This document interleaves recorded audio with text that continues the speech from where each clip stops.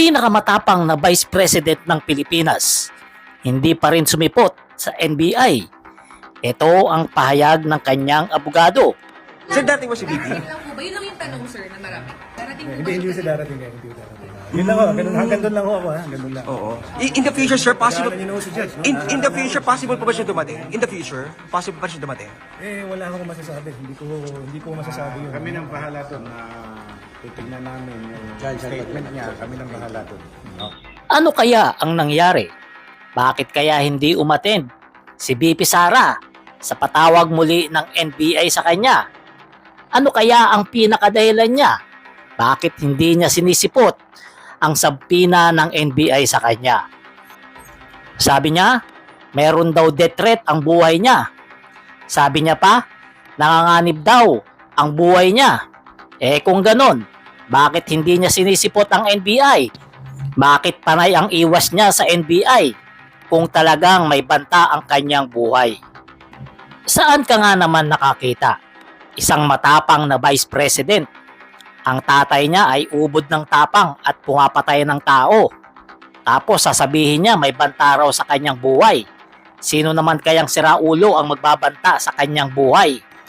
Hindi nga ba kapag may banta ang iyong buhay, dapat ikaw ay laging nasa bahay? Pero etong si VP Sara, nakukuha pang mag-ikot-ikot sa buong Pilipinas.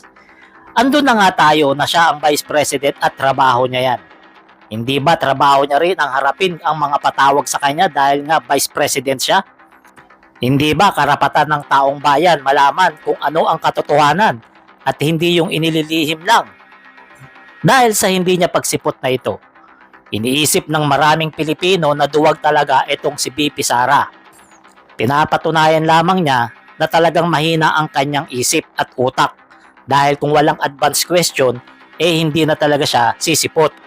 Yan ang iniisip ng mga Pilipino ngayon dito kay VP Sara. Yan ay base sa comment section ng mga video na naglabasan. Hindi natin masisisi etong si VP Sara kung hindi pumunta sa NBI. Siyempre nga naman, kung imbento-imbento lamang niya yung sinasabi niyang banta sa kanyang buhay, mahirap talagang sagutin yan. At lalong mahirap sagutin kung bakit niya pinagbantaan ang buhay ni Pangulong Bongbong Marcos na siyang dahilan kaya siya nanalong Vice President. Bakit niya pinagbantaan ang buhay ni First Lady Lisa na asawa ng ating presidente? At bakit niya pinagbantaan ang buhay ng taong tumulong sa kanya para maging Vice President na si Speaker Martin Romualdez? Etong mga kwento na to sa buhay ni VP Sara nagsisimula pa lamang. Hindi dito natatapos sa patawag ng NBI dahil malamang sa alamang next year, marami itong kakaharapin na suliranin sa kanyang buhay dahil pwede siyang masampahan ng napakaraming kaso dahil sa mga pinagagawa niya sa kanyang opisina. Etong ganitong kilos ni VP Sara na pinapakita niya sa taong bayan nagpapahiwatig lamang na siya ay mahinang nilalang. Siya ay weak leader dahil hindi niya kayang harapin ang mga hamon ng kanyang buhay, mga hamon sa kanyang trabaho, mga hamon na dapat ay magpapalakas sa kanya. Pero ito ay kanyang iniiwasan, siguro ayaw mapahiya. Pero kung kayo ang tatanungin, bakit nga ba ayaw humarap ni VP Sara sa NBI? Yang ginagawa niyang yan, na pag-snub sa NBI, ibig sabihin ba pwede nang gawin ng ordinaryong tao na kapag pinatawag ng NBI ay wag na ring harapin? Dahil yan ang ginagawa ng Vice President natin.